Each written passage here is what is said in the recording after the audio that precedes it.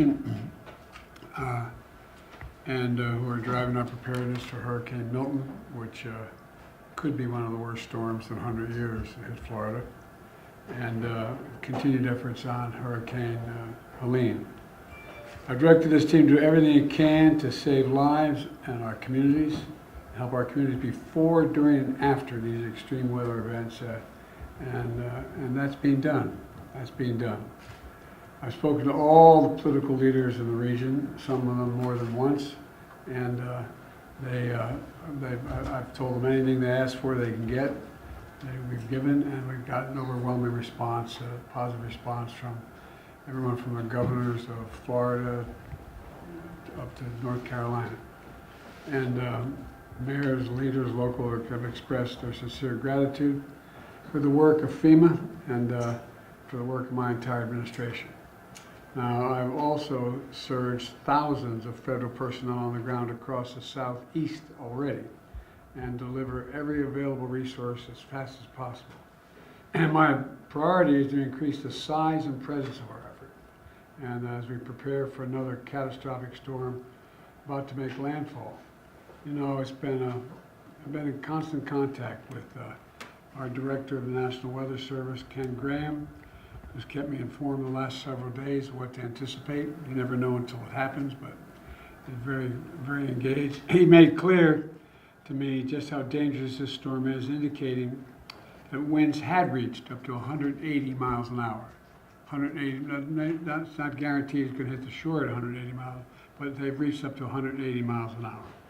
And a possible storm surge as it hits the coast of Florida of 15 feet, which can be devastating. The current path of the storm is expected to Tampa Bay area and cut directly across the state, east to west, all the way across the state, with the potential for this storm to both enter Florida as a hurricane and leave Florida as a hurricane on the Atlantic coast. This could be the worst storm to hit Florida in over a century. And God willing it won't be, but that's what it's looking like right now. Immediately approved the pre-landfall emergency declarations in Florida. It's a second one in a week, the second time in a week, and there have been two before that, by the way. I sent FEMA Administrator Criswell down to Florida yesterday to work intensively with the state and local partners as we prepare to deploy more resources.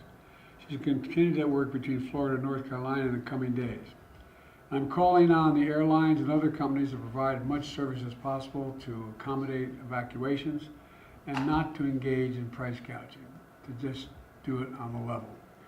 And last night I spoke again with the governor of Florida, DeSantis, and Tampa Mayor Castro,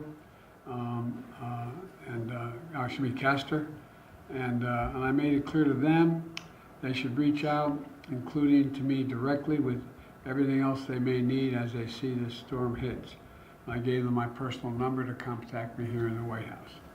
Most importantly, I've urged everyone currently located in Hurricane Milton's path to listen to local officials and follow safety instructions. You all have been reporting on the highways, shoulders being opened, everybody's heading out. And if you're under evacuation orders, you should evacuate now. You should have already evacuated. It's a matter of life and death, and that's not hyperbole. It's a matter of life and death. So let me add that FEMA has provided 300 ambulances to move people who can't move themselves out of healthcare facilities. And while we prepare for Hurricane Milton, we're still surging resources in North Carolina, Georgia, South Carolina, Florida, Tennessee to respond to Hurricane Helene. And it's real. The impact is still there. And we're going to leave. We're not going to leave until the job is done. It's going to take time, and before it's all over, it's going to take tens of billions of dollars to get it done. And Kamala and I are keeping all of you in our prayers out there. There's a lot of people. The good news is, just before we called you in, I received information that the number of missing persons has been significantly reduced, lost from the first hurricane. But we'll have more information on that later. So that's the situation, and we're not going to leave till the job is finished. It's going to take a while. Sir, what's the risk of political figures sharing misinformation during this time? The past prologue is real, but the fact of the matter is I think we have, I've been able to contact all the governors. They are sticking up for what they've asked for. They're pointing out that they're satisfied with everything they're getting. But I can't speak for others on the internet. And I mean, just, look, those who do it to try to damage the administration. Well, we can take care of ourselves. But it misleads people. It puts people in circumstances where they panic, where they really, really, really worry. They think now they're not being taken care of. And it really is, it's going to sound, use an old phrase, it's un-American. It really is. People are scared to death. People know their lives are at stake. All that they've worked for, all that they own, all that they value. And it's just, anyway. Mr. President, can you give us a sense of how Vice President? Thank you, guys. Thank Can you give us a sense of Vice President Harris's role in this? Wait. I'll have plenty of time to talk about Angola. I still plan on going to Africa. I'll have plenty of time to talk about what's going on in Latin America and South America in terms of the Amazon. And I'm going to be talking today with my friend, the Chancellor of Germany, and we're going to try to work that out. We've already contacted all these people, okay? But I'm going to be on the phone today. I'm heading shortly, when I get up from here, I'm heading out to Wisconsin, to Milwaukee. I think we can, I'm still planning on visiting all the places I said I'd be and all the conferences I said I'd participate in. Mr. President, you,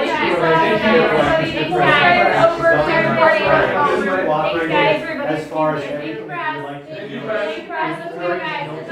The governor of Florida has been cooperative. He said he's gotten all that he needs. I talked to him again yesterday, and I said, no, you're doing a great job. It's all being done well. We thank you for it.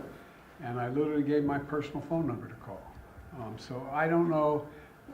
There was a rough start in some places, but every governor from Florida to North Carolina has been fully cooperative and supportive and acknowledged what this team is doing. And they're doing an incredible job. But we got a lot more to do. So any points?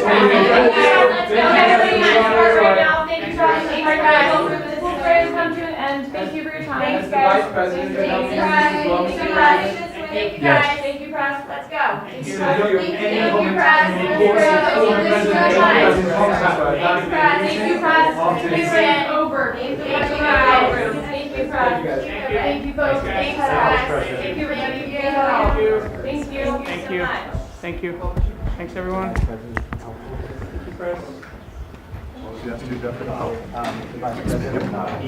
Just turn that the other way.